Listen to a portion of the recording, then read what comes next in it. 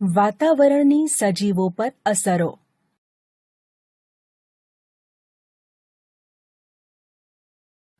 વાતાવરણનું નિર્માણ. પૃથ્વી સૂર્યમાંથી છૂટી પડી છે તેવું મનાય છે. જ્યારે તેનો ઉદ્ભવ થયો ત્યારે તે અગનગોળા રૂપમાં હતી. આ ગરમ ગોળો ધીમે ધીમે ઠંડો પડવા લાગ્યો. ઠંડો પડતા તેમાં રહેલા તત્વો પ્રવાહી, ઘન અને વાયુ સ્વરૂપમાં રૂપાંતર પામવા લાગ્યા. જે તત્વોનું ઘન સ્વરૂપમાં રૂપાંતરણ થયું તેને આપણે મૃદાવરણ તરીકે ઓળખીએ છીએ. પ્રવાહી તત્વો જલાવરણ તરીકે ઓળખાયા અને વાયુ સ્વરૂપમાં રૂપાંતર પામ્યા તે વાતાવરણ તરીકે ઓળખાયા. વાતાવરણ પૃથ્વીની ચારે બાજુ વીંટળાઈને આવેલા હવાના આવરણને વાતાવરણ કહે છે. પૃથ્વી સપાટીથી તે સેંકડો કિલોમીટરની ઊંચાઈ સુધી વિસ્તરેલું છે. એની ઉપરની સીમા કેટલી ઊંચાઈએ આવેલ છે તે સ્પષ્ટ કહેવું મુશ્કેલ છે. તેમ છતાં પૃથ્વીના ગુરુત્વાકર્ષણની અસર અવકાશમાં જ્યાં સુધી રહેલી છે ત્યાં વાતાવરણ પૂરું થયેલું માનવામાં આવે છે. પૃથ્વી સપાટીથી 32 કિલોમીટરની ઊંચાઈ સુધીના વાતાવરણના પડમાં 99% જેટલી હવા સમાયેલી છે. પૃથ્વી સપાટીથી જેમ જેમ ઊંચે જઈએ તેમ તેમ હવા પાતળી થતી જાય છે. વાતાવરણના વાયુઓ. વાતાવરણ વિના પૃથ્વી પરની જીવસૃષ્ટિનું અસ્તિત્વ અશક્ય છે. વાતાવરણ વાયુ, પ્રવાહી અને ઘન તત્વોનું બનેલું છે. તેમાં રહેલા ઓક્સિજન અને નાઇટ્રોજન વાયુઓ જીવસૃષ્ટિ માટે અગત્યના છે. ધુમ્મસ, ઝાકળ, વાદળ વગેરે વાતાવરણમાં રહેલા પાણીના સ્વરૂપો છે. પ્રવાહી તત્વોમાં મુખ્યત્વે બરફકણો, જીવજંતુઓ વગેરે છે. વાતાવરણ પૃથ્વીને દિવસે ગરમી અને રાત્રે અતિશય ઠંડીથી બચાવે છે. વાતાવરણમાં રહેલા વાયુઓનું પ્રમાણ સામે કોષ્ટકમાં દર્શાવેલ છે. નાઇટ્રોજન વાયુ 78.3%, ઓક્સિજન વાયુ 20.99% જેટલો છે. ઓર્ગોન 0.94% અને કાર્બન ડાયોક્સાઇડ 0.03% જેટલો છે. અન્ય વાયુઓ 0.01% જેટલા છે. નાઇટ્રોજન આશરે 130 કિલોમીટર સુધી જોવા મળે છે, જ્યારે ઓક્સિજન 110 કિલોમીટર અને કાર્બન ડાયોક્સાઇડ 20 કિલોમીટર સુધી જોવા મળે છે. જ્યારે 130 કિલોમીટરની ઊંચાઈ પછીના વાતાવરણમાં હાઇડ્રોજન અને હિલિયમનું પ્રમાણ વધુ છે. સ્તર રચના. વાતાવરણને પૃથ્વીની સપાટીથી ઊંચાઈ તરફ જતા તાપમાન અને વાયુઓની સંરચનામાં થતા ફેરફારના આધારે અલગ અલગ આવરણ કે સ્તરોમાં વિભાજિત કરવામાં આવે છે. આ ફેરફારના આધારે તેના 4 પેટા આવરણો પાડવામાં આવે છે. 1. ક્ષોભ આવરણ. 2. સમતાપ આવરણ. 3. મધ્યાવરણ. 4. ઉષ્માવરણ. ક્ષોભ આવરણ. પૃથ્વીને વીંટળાઈને આવેલા વાતાવરણના પ્રથમ આવરણને ક્ષોભ આવરણ કહે છે. વિષુવવૃત્ત પર તે 16 કિલોમીટર, સમશીતોષ્ણ કટિબંધ પ્રદેશોમાં 12 કિલોમીટર અને ધ્રુવો પર આશરે 8 કિલોમીટર ઊંચાઈ સુધી ફેલાયેલું છે. ઋતુઓ મુજબ તેમાં ફેરફાર થાય છે. આ આવરણ જીવસૃષ્ટિ માટે ખૂબ જ મહત્વનું છે. વાતાવરણના તોફાનો, અવાજના તરંગો, હવાની સંરચના, વીજળી, વરસાદ, વાદળો વગેરે આ આવરણમાં અનુભવાય છે. આ આવરણમાં પ્રતિ 1 કિલોમીટરની ઊંચાઈએ આશરે 6.5 સેલ્સિયસના દરે તાપમાન ઘટે છે. જે ઊંચાઈએ પહોંચતા તાપમાન ઘટતું અટકી જાય તે સીમાને ક્ષોભ સીમા કહે છે. સમતાપ આવરણ. ક્ષોભ સીમાથી ઉપરના આવરણને સમતાપ આવરણ કહે છે, જે ક્ષોભ સીમાથી આશરે 50 કિલોમીટર સુધીની ઊંચાઈ સુધી વિસ્તરેલું હોય છે. ઊંચાઈની સાથે આ આવરણમાં તાપમાન વધે છે. આ આવરણમાં ઋતુઓ, વાદળ, વરસાદ, ચક્રવાત વગેરે જોવા મળતા નથી. અહીં હવા સ્વચ્છ અને પાતળી છે, જેથી જેટ વિમાનો ઓછા અવરોધ અને ઝડપથી ઉડી શકે છે. આ આવરણમાં આશરે 15 થી 35 કિલોમીટરની ઊંચાઈએ ઓઝોન વાયુનું પ્રમાણ વધુ જોવા મળે છે, જે સૂર્યના અત્યંત ગરમ પાડજાંબલી કિરણો એટલે કે અલ્ટ્રાવાયોલેટ રેઝનું શોષણ કરે છે. મધ્યાવરણ. સમતાપ આવરણની ઉપર આશરે 80 કિલોમીટરની ઊંચાઈ સુધીના વાતાવરણના ભાગને મધ્યાવરણ કહે છે. તેમાં ઊંચાઈ પર જતા તાપમાન ઘટતું જાય છે. ઉષ્માવરણ. મધ્યાવરણની ઉપર આ આવરણ આવેલું છે. 80 કિલોમીટરથી શરૂ કરી જ્યાં વાતાવરણ પૂરું થાય ત્યાં સુધી વિસ્તરેલું છે. અહીં હવા અતિશય પાતળી હોય છે. જેમ જેમ ઊંચાઈએ જઈએ તેમ તેમ તાપમાન વધતું જાય છે. આ આવરણને 2 પેટા વિભાગોમાં વહેંચવામાં આવ્યું છે: આયનાવરણ અને બાહ્યવરણ. આયનાવરણમાંથી રેડિયો તરંગોનું પરાવર્તન થાય છે. ટીવી રેડિયો પ્રસારણ, ઇન્ટરનેટનો લાભ આ આવરણને આભારી છે. આયનાવરણની ઉપરના આવરણને બાહ્યાવરણ કહે છે. હવામાન. હવામાન એટલે ટૂંકા સમયગાળાની વાતાવરણની સરેરાશ પરિસ્થિતિ. કોઈ પણ સ્થળ, પ્રદેશનું હવામાન, તાપમાન, ભેજ, વરસાદ, હવાનું દબાણ, ધુમ્મસ કે વાદળોના આધારે નક્કી થાય છે. હવામાન સવાર, બપોર, સાંજ કે રાત્રેનું અલગ હોઈ શકે. હવામાન વાતાવરણની ટૂંકા ગાળાની પરિસ્થિતિ હોય. તેમાં સમયાંતરે ફેરફાર થતો રહે છે. સવારે ઠંડી, બપોરે ગરમી અને સાંજે વરસાદ પડવો, આવું હવામાનમાં શક્ય છે. હવામાનથી આપણું જીવન અને આપણી પ્રવૃત્તિઓ પ્રભાવિત થતી હોય. દેશનું હવામાન ખાતું હવામાન સમાચાર અને હવામાનના નકશા રોજ બહાર પાડે છે. આટલું જાણો. ભારતના હવામાન ખાતાની મુખ્ય કચેરી દિલ્હીમાં આવેલ છે. તેને IMD એટલે કે ઇન્ડિયન મટીરિયોલોજી ડિપાર્ટમેન્ટ તરીકે ઓળખાય છે. ભારતના જુદા જુદા 101 સ્થળો પર અવલોકન કેન્દ્રો ભારત અને એન્ટાર્કટિકામાં આવેલ છે. તેના 4 પ્રાદેશિક કેન્દ્રો મુંબઈ, કોલકાતા, નાગપુર અને પુણેમાં આવેલા છે. સામાન્ય રીતે કોઈ પ્રદેશની 35 કે તેથી વધુ વર્ષોની સરેરાશ હવામાનની સ્થિતિ એટલે આબોહવા. આબોહવા સ્થાનિક પરિસ્થિતિ, તાપમાન, ભેજ, વરસાદ, હવાનું દબાણ, ધુમ્મસને ધ્યાનમાં રાખીને નક્કી કરવામાં આવે છે. આબોહવા જે તે પ્રદેશની સજીવ સૃષ્ટિ, પ્રાણી સૃષ્ટિ અને માનવ જીવન તથા તેવી પ્રવૃત્તિઓને સીધી અસર કરે છે. હવામાં રહેલ ગરમીની સપાટીને તાપમાન કહે છે.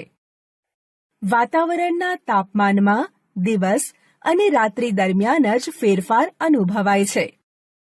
તાપમાન ઋતુઓ પ્રમાણે પણ બદલાય છે. શિયાળા કરતાં ઉનાળામાં તાપમાન વધુ હોય છે. સૂર્યઘાત એટલે કે ઇન્સોલેશન એ તાપમાનના વિતરણને અસર કરતું મહત્વનું પરિબળ છે. સૂર્યઘાતનું પ્રમાણ વિષુવવૃત્તથી ધ્રુવો તરફ ઘટે છે. આ કારણે ધ્રુવ પ્રદેશો બરફથી ઢંકાયેલા હોય છે. જો પૃથ્વી પર તાપમાન વધી જાય તો ખેતી પાકો ઉગી શકે નહીં. શહેરોમાં ગામડા કરતાં વધારે તાપમાન અનુભવાય છે. તેનું કારણ પાકી સડકો અને સિમેન્ટથી બનેલી ઇમારતો હોય છે. પૃથ્વીની આસપાસ હવાના સ્તરને વજન હોય છે. હવાના વિશાળ સ્તર તેના વજન પ્રમાણે પૃથ્વી સપાટી પર દબાણ કરે છે. તેને વાતાવરણનું દબાણ કહે છે.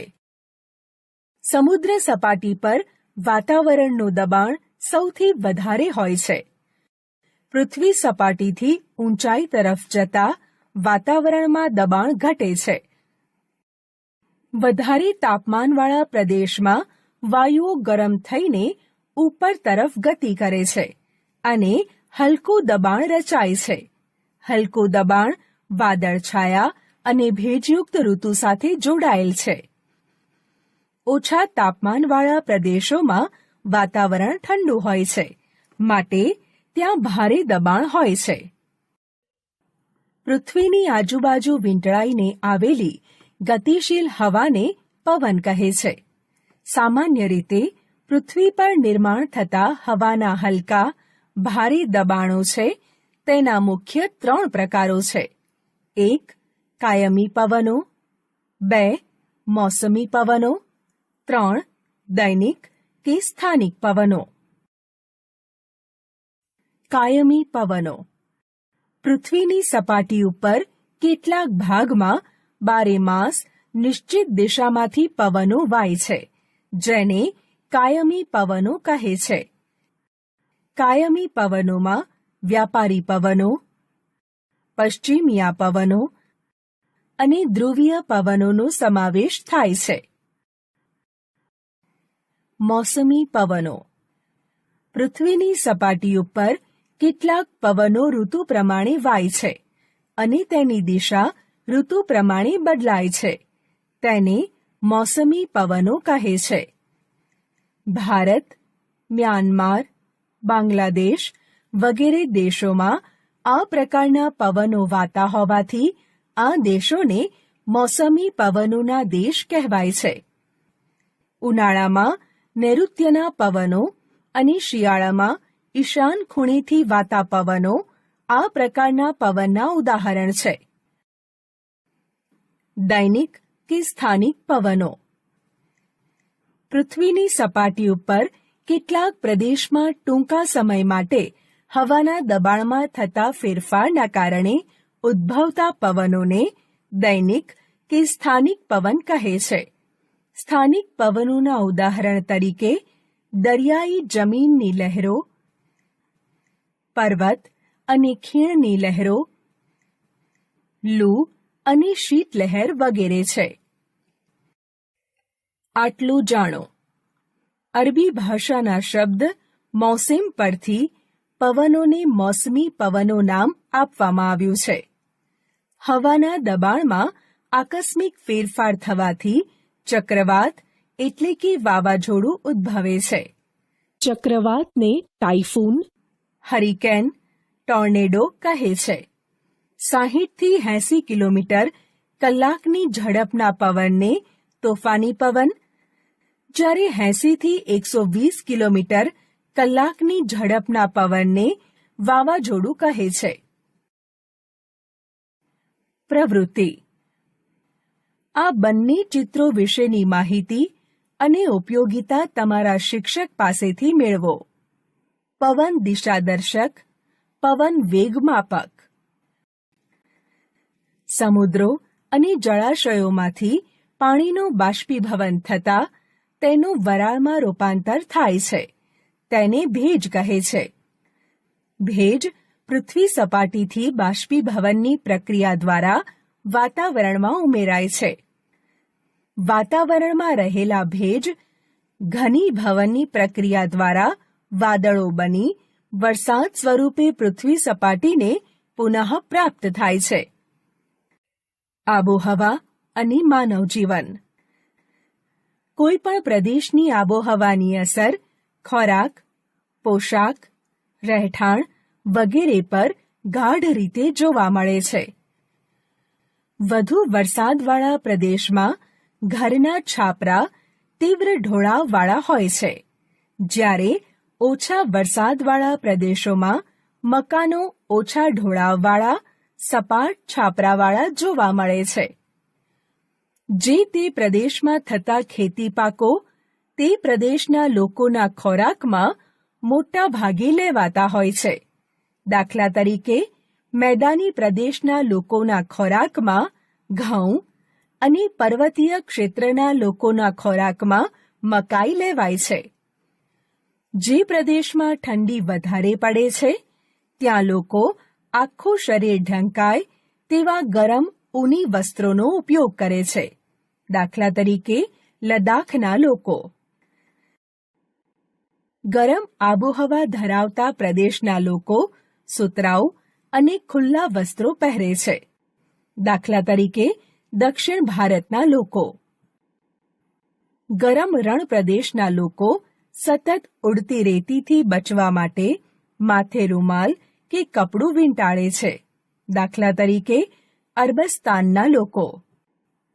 ગરમ અને ભેજવાળી આબોહવાવાળા ક્ષેત્રોમાં માનવ સ્વભાવ આળસુ, જ્યારે સમશીતોષ્ણ કટિબંધના પ્રદેશોમાં આબોહવા ખુશનુમા હોવાથી લોકોની કાર્યક્ષમતા વધુ હોય છે. મોસમી આબોહવાના પ્રદેશોમાં વર્ષાઋતુ સિવાયના સમયમાં વિવિધ સામાજિક પ્રસંગોની ઉજવણીનું પ્રમાણ વિશેષ જોવા મળે છે.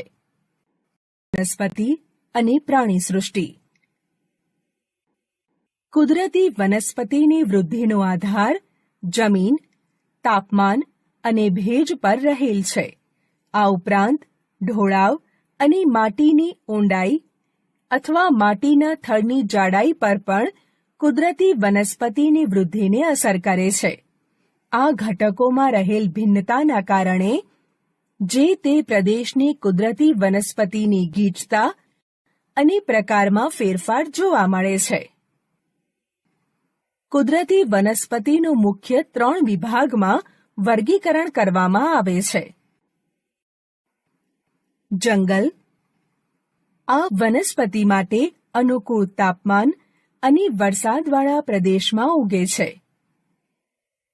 તાપમાન અને વરસાદના આધારે ગીચ એટલે કે સઘન કે છૂટાછવાયા જંગલ જોવા મળે છે. ઘાસના મેદાન. આ મધ્યમ વરસાદવાળા ક્ષેત્રમાં આવેલા છે. કાંટાળી વનસ્પતિ અને ઝાડી ઝાંખરા. શુષ્ક અને ઓછા વરસાદવાળા પ્રદેશમાં આ વનસ્પતિ જોવા મળે છે. કુદરતી વનસ્પતિઓના પ્રકારમાં ફેરફારનું મુખ્ય કારણ આબોહવામાં ફેરફાર છે. વિશ્વની કુદરતી વનસ્પતિઓ અને તેમાં જોવા મળતા મુખ્ય પ્રાણીઓ વિશે જાણીએ. પ્રકાર. ઉષ્ણકટિબંધીય બારેમાસ લીલા જંગલો. આ જંગલોને ઉષ્ણકટિબંધીય વરસાદી જંગલો પણ કહે છે. આ ઘટાદાર જંગલો વિષુવવૃત્ત અને ઉષ્ણકટિબંધમાં જોવા મળે છે. આ પ્રદેશની આબોહવા ગરમ અને આખું વર્ષ ભારે વરસાદના કારણે ભેજવાળી છે. આ પ્રદેશની વનસ્પતિના પાંદડા એક સાથે ન ખરતા હોય તે બારેમાસ લીલા રહેતા હોય તેને બારેમાસ લીલા જંગલો કહે છે. આ જંગલમાં રોઝવુડ, અબનુસ, મોહગની વગેરે જોવા મળે છે. ભારતમાં અંદમાન અને નિકોબાર દ્વીપ સમૂહોમાં આ પ્રકારના જંગલો જોવા મળે છે. ઉષ્ણકટિબંધીય ખરાઉ જંગલો. ઉષ્ણકટિબંધીય ખરાઉ જંગલોને પાનખર જંગલો પણ કહે છે. આ પ્રદેશમાં આબોહવા ગરમ અને વરસાદની માત્રા ઓછી હોય છે. ઉનાળાની ઋતુમાં 6 થી 8 અઠવાડિયા દરમિયાન વનસ્પતિના પાંદડા ખરી પડે છે, માટે તેને પાનખર કે ખરાઉ જંગલો તરીકે ઓળખાય છે. આ જંગલમાં કઠણ અને ઇમારતી લાકડું આપતી વનસ્પતિઓ જેવી કે સાગ, સાલ, લીમડો, સીસમ વગેરે થાય છે. આ જંગલો ભારતના ઉચ્ચ પ્રદેશ, ડુંગરાળ પ્રદેશ, ઉત્તર ઓસ્ટ્રેલિયા અને મધ્ય અમેરિકાના મોટા ભાગમાં આ પ્રકારની વનસ્પતિઓ જોવા મળે છે. આ જંગલોમાં વાઘ, એશિયાઈ સિંહ, હાથી, સોનેરી વાંદરા, માંકડા વગેરે પ્રાણીઓ જોવા મળે છે. આ પ્રદેશમાં મોર, બાજ, પોપટ, કાબર, કબૂતર, મેના વગેરે પક્ષીઓ મોટી સંખ્યામાં જોવા મળે છે. સમશીતોષ્ણ બારેમાસ લીલા જંગલો. આ પ્રદેશનું તાપમાન સમ અને વરસાદ વધારે પ્રમાણમાં પડતો હોય છે. આ પ્રદેશમાં બારેમાસ લીલા જંગલો જોવા મળે છે. આ જંગલો દક્ષિણ પૂર્વ અમેરિકા, દક્ષિણ ચીન અને દક્ષિણ પૂર્વ બ્રાઝિલમાં તેમજ ભારતના ઉત્તર પૂર્વ પર્વતીય પ્રદેશમાં આ જંગલો જોવા મળે છે. આ જંગલમાં વાંસ, ચીડ અને નીલગિરી જેવી મુખ્ય વનસ્પતિઓ થાય છે. આ જંગલોમાં હાથી, એક શીંગી ગેંડો વગેરે પ્રાણીઓ જોવા મળે છે. સમશીતોષ્ણ ખરાઉ જંગલો. આ જંગલો કર્કવૃત્તની ઉત્તર અને મકરવૃત્તની દક્ષિણ બાજુના પ્રદેશોમાં જોવા મળે છે. આ જંગલો ઉત્તર પૂર્વ અમેરિકા, ચીન, ન્યૂઝીલેન્ડ, ચીલી અને પશ્ચિમ યુરોપ તેમજ ઉત્તર ભારતમાં પણ જોવા મળે છે. આ જંગલમાં ઓક, મેપલ વગેરે જેવી મુખ્ય વનસ્પતિઓ જોવા મળે છે. આ જંગલોમાં હરણ, શિયાળ, વરુ જેવા પ્રાણીઓ જોવા મળે છે. ભૂમધ્ય સાગરના જંગલો. આ જંગલો ભૂમધ્ય સાગર નજીકના પ્રદેશમાં જોવા મળે છે, જે મોટા ભાગનો યુરોપ, આફ્રિકા, એશિયા ખંડમાં જોવા મળે છે. આ પ્રદેશની આબોહવા ઉનાળામાં ગરમ, શુષ્ક, શિયાળામાં ઠંડી અને ભેજવાળી હોય છે. આ પ્રદેશમાં ખટાશવાળા ફળોની વનસ્પતિ સંતરા, અંજીર, ઓલિવ એટલે કે જૈતુન, દ્રાક્ષ વગેરે મુખ્ય જોવા મળે છે. શંકુદ્રુમના જંગલો. શીત આબોહવા ધરાવતા પ્રદેશો આશરે 50 સેલ્સિયસ ઉત્તરથી 70 સેલ્સિયસ ઉત્તર અક્ષાંશનો પ્રદેશ તેમજ ઊંચા પર્વતીય પ્રદેશોમાં આ જંગલો જોવા મળે છે. આ જંગલોની વનસ્પતિનો આકાર શંકુ જેવો હોય છે. આ જંગલોમાં ચીડ, દેવદાર, ફર વગેરે મુખ્ય વનસ્પતિઓ છે. આ વનસ્પતિઓનું લાકડું નરમ અને પોચું હોય છે. તે કાગળ, દિવાસળી કે પેકિંગ માટે વધારે ઉપયોગી છે. આ પ્રદેશમાં વાંદરા, ધ્રુવીય રીંછ, કસ્તુરી મૃગ, યાક વગેરે જોવા મળે છે. ઉષ્ણકટિબંધીય ઘાસના મેદાનો. આ પ્રદેશની આબોહવા ગરમ છે. અહીં વરસાદ મધ્યમથી ઓછો પડે છે. અહીં ઘાસ 3 થી 4 મીટર જેટલું ઊંચું ઘાસ થાય છે. આફ્રિકામાં આવેલ સવાનાનું ઘાસનું મેદાન વિશ્વભરમાં પ્રખ્યાત છે. આ પ્રદેશમાં સિંહ, ચિત્તા, હાથી, ઝીબ્રા, જિરાફ, હરણ મુખ્ય પ્રાણીઓ જોવા મળે છે. સમશીતોષ્ણ ઘાસના મેદાનો. સમ આબોહવા ધરાવતા ખંડોના મધ્યમાં આવેલ પ્રદેશમાં ટૂંકો અને પૌષ્ટિક ઘાસ થાય છે. આ પ્રદેશમાં જંગલી ભેંસ, બાયસન અને કાળિયાર જેવા પ્રાણીઓ જોવા મળે છે. ગુજરાતમાં ભાવનગરના વેળાવદર અને કચ્છના બન્ની વિસ્તારમાં આ પ્રકારનું ઘાસ થાય છે. વનસ્પતિ અને ઝાડી ઝાંખરા. રણ પ્રદેશની આબોહવા ગરમ અને શુષ્ક હોય છે. આ પ્રદેશમાં વનસ્પતિ ઓછી જોવા મળે છે. આબોહવા સાથે અનુકૂલન સાધવા વનસ્પતિ કાંટાળી હોય છે. આ વિસ્તારમાં બોરડી, થોર, બાવળ, ખીજડી વગેરે વનસ્પતિ જોવા મળે છે. આ પ્રદેશમાં ઊંટ, શિયાળ, ઝરખ જેવા પ્રાણીઓ જોવા મળે છે. કચ્છના નાના રણમાં જોવા મળતું ઘુડખર પ્રાણી વિશ્વમાં અજોડ છે. આ ઉપરાંત મોટા રણમાં કાદવ કિચડવાળા વિસ્તારમાં સુરખાબ પક્ષીઓ જોવા મળે છે. અહીં યાયાવર પક્ષીઓ પણ આવે છે. આ પ્રદેશમાં સાપ અને વીંછી પણ જોવા મળે છે. આ ઉપરાંત પર્વતની ઊંચાઈવાળા પ્રદેશમાં ઠંડી અને શુષ્ક આબોહવાવાળા પ્રદેશમાં ઝાડી ઝાંખરા અને ટૂંકું ઘાસ થાય છે. હિમાલય અને લદ્દાખમાં આવી વનસ્પતિઓ જોવા મળે છે. અહીં હિમદીપડા, ચિત્તા, પાંડા વગેરે પ્રાણીઓ જોવા મળે છે. કાશ્મીરમાં પશ્મિનો બકરી જોવા મળે છે.